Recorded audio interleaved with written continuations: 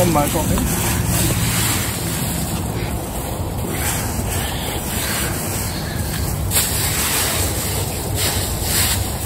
Good now? A little bit more. It's a happy face and a scary one. Yeah, I know. That's a big one. Wait.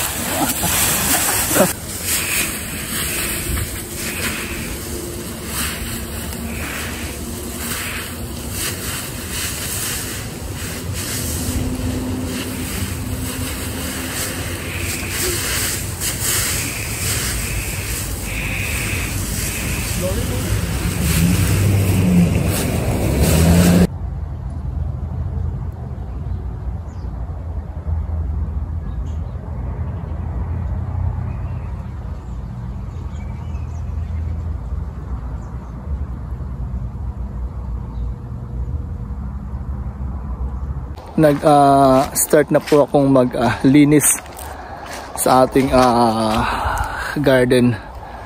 Hindi pa naman po lahat, pero halos lahat ng ng ating mga tanim na gulay, mga halaman na linis ko na pa, pati yung sa harap. Yan, nakapag muna rin tayo ng grass. Tapos ngayong gabi po, medyo ginabi tayo eh. Ito na kasi yung saglit na lang na trabaho sa garden kasi wala pang 7, wala na pong araw. Hindi po gaya ng spring na o kaya summer na hanggang 11 po o kaya 10:30, yun pong araw. Pag ganitong fall at winter, minsan alas 5 pa lang po, alas 4 wala na pong araw. Ngayon nga po wala pang 7, pero ayan, pansin niyo po wala na pong araw. So ngayong hapon, actually 6:20 na po ngayon ng gabi. Papakita ko lang po sa inyo kung ano na po yung itsura ng pong ating garden. Ayun na po yung harap niya. Ito yung front ng ating garden. May mga naiwan pang cabbage kasi matibay naman po yan konti sa lamig. Yung dito, ayan, natanggal ko na yung ating mga patula, pero hindi ko pa siya na tatapon. Yung gilid po natin doon sa may side, yung mga ampalaya, yung bell pepper, tsaka yung talong, natanggal ko na rin po. So yung area po dito, yung mga kamatis, yung mga kangkong, dito natanggal ko na rin po, nalinis ko na. So kahapon ko po siya naumpisahan. Yung gilid dito, hindi ko pa siya nagalaw. Pati yung rest bed natin po dun sa may katabi po nung ampalaya. Pero yung dito natanggal ko na, hindi ko pa nga lang tatapon or ilalagay sa compost. Yun pong ating mga dumi. Ito, carrots po yan. Hulihin po natin sila i-harvest siguro ko unang snow, para medyo matamis po yung kanyang laman. Isang beses po kasi 2 years ago I think, nag-harvest po tayo ng sobrang kapal po ng snow. First snow po yun, nag-snow, nag-harvest po tayo. So hindi naman po siya nasira. So ayun na po ngayon mga kagulay, yun pong ating garden. Halos lahat na po nalinis ko na, kaya lang nakatambak pa yung pong mga basura po natin. So ito po yung start niya, kaya hanggang doon po. So kung dati po puro siya kulay green, ngayon naman po puro na lang po siya kulay brown. So abutin pa po ako siguro ng hanggang next week sa paglinis. Pagkatapos po natin maglinis, sabay na po tayo magtatanim ng ating bawang. Well, depende pa po yan sa klima kung maganda po. Yan. So ito dito yung gilid niya. Yan. Ito pa yung mga linisin ko. So pagtapong ko po na ito ng mga to, kasi matigas naman po yan sila, yung mga matigas na parte ng garden, ng mga tinanggal po natin sa garden, yun po yung tinatapon ko po doon sa compost. Tapos yung mga may iwan doon po sa ating compost bin po. So pagkatapon ko po niyan, hakot ako ng lupa. So ayun na po yung ating garden. Dito po dati nakatanim yung ampalaya, di ba? Yan po yung ating ginawang ampalayahan. Yan. Ngayon wala na. Yan. Puro na siya kulay brown. So may mga naiwang bunga. Chop po natin yan, tapos gawin po natin pataba. Ihalo po natin yan sa ating mga raised bed o dun po sa ating bagong ginagawa. Dito buti na harvest ko yung yung ating mga siling panigang, yung kayin, yung pang dinuguan bago po siya nag-frost. Yan. May mga naiwan pa naman yung mga dahon-dahon ng sibuyas, matibay naman po yan. Yan. Yan po. Celery meron pa rin, ay naiwan pa. Yung saging, yung pinasok ko na po yung ating ibang mga halaman dun po sa loob ng bahay. Tapos ito dito, yan, cherry po yan. Yan silipin lamang po natin to. Yung dating lagi po nating dinadaanan. Ngayon ganyan na lamang po yung kanyang itsura. Yan. So next year, ito rin po yung ating gagamitin na tali. Matibay naman po yan. Yan. Ito yung daanan dito na napuno po yan. Di ba natin ng nun pong mga dahon ng ampalaya. Yan. Ito lang po yung ating ginamit dati. Matibay naman. Ito dugtong nga lang po ito dito kasi nag-short po yung ating kahoy. Yan. So dito mayroon pang mayroon pang tawag dito carrots, kaya lang inuunti-unti ng mga rabbit po yan Ayan kinain po siya ng mga rabbit. Ayan. Nakapasok kasi open lang naman po yung ating gate. Yun pala yung isang doon, yung isang paleta doon, yun pala yung yung sheep manure na gagamitin po natin sa ating garden para po pataba natin sa lupa. Yan. Yung ating tanim na na strawberry, okay na, buhay na po siya. Yan okay na po, buhay na po yung mga yan. Naka na po yung ugat niya. Yan. Tapos yan po, karamihan na po, natanggal ko na, nalinis ko na. Yan. Tulong-tulong po kami ng mga kids at aking mahal sa buhay. Yan, tulong-tulong po kami naglinis. Ito kahapon ko lamang po ito ginawa, yung mga yan. Ito, na-harvest na natin yung ating mga talong. Freeze natin yun. Tapos ihaw, siguro ko sa Biyernes na, I mean sa Linggo na or kaya sa Sabado. So ayan yung kabuuan ng ating garden. Ito po, ito hindi ko pa nalinis itong trellis po dito, tatanggalin ko po ito, yung Titan trellis na to, para tumagal po lalo yung buhay. Yung pong ginagawa ko dito, nasa 5 taon na siguro to. Kada kasi winter, tinatanggal ko po siya, baklas ko po yan lahat, tanggal po yan, tapos lagay ko po dito sa ating maliit na greenhouse. Tapos pagka the following year, saka ko lamang po siya kinakabit, kaya medyo tumatagal po yung kanyang buhay kasi hindi po siya na po sa lamig. Kung yun, yung naandun malinis na po, di ba? Yung sa may patola, wala pa akong nagawang isang raised bed doon kasi wala pa po yung ating connector. Pero yan po mga kagulay, maliwanag na yung ating garden. Kung titingnan po natin dito sa malayo, yan, maliwanag na po siya. Wala nang tanim. Makita na po natin yung lawak po niya. So yan, ito medyo natabunan sa gilid ng konti pero hanggang dulo po yan. Yan ating garden. Hindi pa po kasama yung sa harap niyan po, yung sa may kangkungan, mamaya papuntahan po natin. So halos lahat po ng palibot ng bahay natin is puro po siya tanim, puro po siya garden.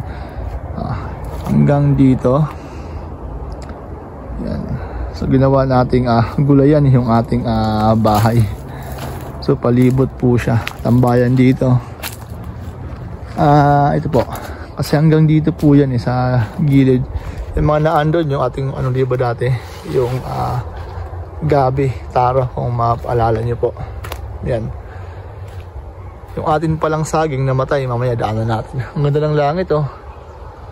Palubog yung ano, palubog po yung araw oh. Ang ganda. Ang ganda niya. Yun, makakulimlim nga lang pero maganda po yung langit. Ayan oh. Yan, so yung mga yun yung mga upo pinamigay na po natin, saka yung ibang gulay yun. Nalinis ng bahay natin dyan. Meron din. So, halos lahat po ng balibot ng ating bahay ay gulayan po. O may tanim po siya. Yan, dito wala na. Frost. Tapos dito may mga naiwan pang mga unti. Yan, pataba po yan. I-chop-chop ko po yan siya. Yan yung mga naiwan po dyan. Tapos papanghalo ko po yan sa lupa. Yung mga naiwan. Ayan po mga gulay oh. So lahat ng part, pati nga po doon may tanim sa gilid. Kaya lang mga ano po yun, mga lilis po yun doon siya. Yan, hindi ko pa nagagalaw na tambakan yung ating garden kasi inuna ko po muna maglinis sa harap ng mga dahon, pati mag-mower. Ito yung isang saging po natin dito na matay. Nag-frost po kasi. Tapos hindi ko na siya nabuhat kasi mabigat na masyado. Delikado yung likod natin. Hindi ko siya kaya ipasok sa bahay. Kaya namatay na lamang po siya. Ano naman din kasi siya, 3 taon na rin ito. Tapos mahina na. Yung paglaki niya, maliit na yung puno po dito. Pero meron po tayo sa loob ngayon. Yung dwarf naman po yun. Nasa loob po siya.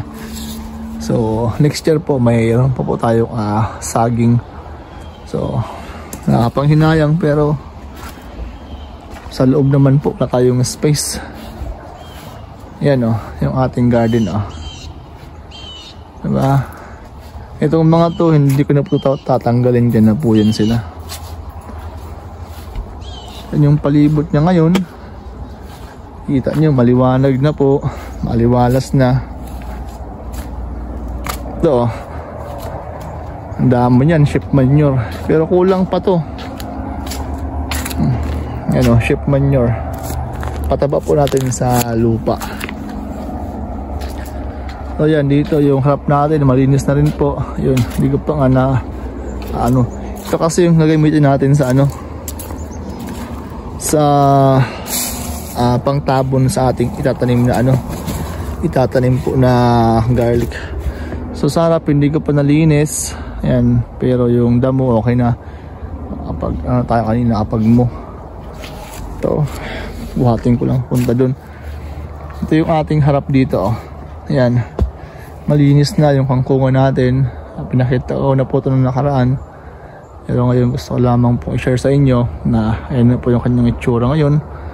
Malinis na. So bukas ko na lang po ito ilipat. Yun naman yung mga ginawa namin kanina ng mga bata para sa Halloween. Ayan. So yung mga nakakuha nating mga dyan, mga dahon-dahon, pwede rin po natin magamit yan sa pantabon sa ating mga halaman. Ayan. Yan yung mga halaman po dito nasa loob na. Ayan. Ito, tatanggalin ko po ito lahat. Halugbati, tapos gawin ko po yan pataba sa lupa. Hindi naman siya nakapanghinayang kasi nagamit naman din natin na pataba. So yung mga tinatapon lang natin, yung mga ganito oh, tigas po yan. Hindi yan kayang bulukin ng 1 taon lang. Abot po yan ng ilang taon din po. Pero yung mga dahon na kagaya nito, ang bilis lang mga pamabulok. Pataba, lalo yung mga bunga, ang mga ganito kaliliit, ginagawa yung pataba po yan. So ayan mga gulay oh. Yan yung ating garden. Wala dyan sa gilid. Tagos-tagos na yung ating paningin. Hindi na tayo na diretso na. Lalo pag winter, puro na po yan siya. Puti po lahat. White na white. So nagtrim tayo ng Mayo, ng May. Last week ng May, first week ng June. So June, July, August, September, October, 3 months, 3 to 4 months. Tapos nakagad tayong mag-garden. Ganoon lamang po kabilis dito ang paghahalaman. So nag-start ka ng June, ng May. So June, July, August, September kasi medyo may frost na. So 3 hanggang 4 na buwan lamang po tayo nag-garden. Yun, Doon naman po bilis. So yun po mga kagulay, yun po yung kabuuan po ng ating garden. So papakita ko po sa inyo ulit kapag na linis ko na po yung ating garden. Sa ngayon yan lang po muna ngayon yung ating updates sa ating garden. Hala pong pananim, maliban po sa naiwang carrots, saka kaunting cabbage po. So ngayon, pag nag-garden po tayo sa hapon, saglit na lang. Start tayo ng alas 5, 5, 6, 7. Kulang-kulang 2 oras kasi po bigla na pong lalamig. Tapos didilim po yung panahon. Ayun madilim na po agad, mabilis lang. Kaya saglit lamang po tayo nakakapag-garden. Pero kung spring ba, abutin tayo ng alas 10, alas 9 po ng gabi. Kaya mga kagulay, so puro muna tayo ngayon linis, tapos gawa ng rest bed, linis, plano ng mga itatanim para next year. Yun po yung ating ginagawa pagka fall. Pagka winter naman, wala, ewan ko po, lakad siguro, tapos konting garden po sa loob ng bahay. Pero at least meron po tayo nakikita ng mga kulay green, verde, maganda po sa mata. Hindi po kulay puti, kasi pag kulay puti simula yan ng simula po yan ng November, baka mag-snow ng November, pero baka matunaw pa, depende po sa panahon. So sabihin natin mag-snow ng December, January, February, March, April, May. April, 5 buwan. December, January, March, April, May. 5 to 6 months ang namayos na po tayo dito. Ganyan po. Depende po sa panahon pa rin yan, no? So, hanggang dito na lang po muna mga kagulay. Yun po ang ating update kasi ipapasok ko pa yung mga sibuyas sa loob para hindi po masira sa frost. Okay. Kaya bukas na depende po. Pumagawa ko yun. So, mga gulay, hanggang sa muli po. Thank you for watching. Ito po muna yung ating garden po sa gabing po ito. Magandang gabi po and maraming salamat po.